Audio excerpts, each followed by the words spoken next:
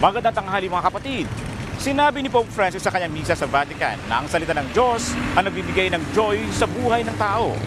Ito rin daw nagsilbing gabay sa espiritu ng bawat nagbabasa ng Biblia. Ikaw kapatid, anong paborito o tumatak sa iyo na Bible verse? Samahan niyo ako at magtatanong tayo dito.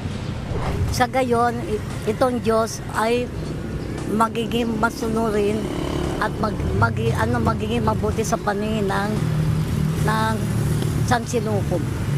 Ang Filipos 4:6 kasi karamihan kasi sa atin ay nakikita na sa mga tao na nangailangan ng mga bagay na dapat nating lapitan kundi ang Diyos. Ang sabi doon, huwag kayong mabalisa sa lahat ng mga bagay dahil lahat ibibigay ng Diyos Ama kung ikaw ay nanampalataya at sumampalataya.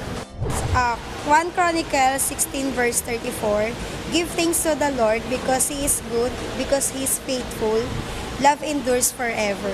Kasi kailangan everyday tayo nagpapasalamat sa Panginoon sa lahat ng blessings, hindi lang blessings na natin everyday, kundi pagising natin sa umaga is malaking blessings na po yun.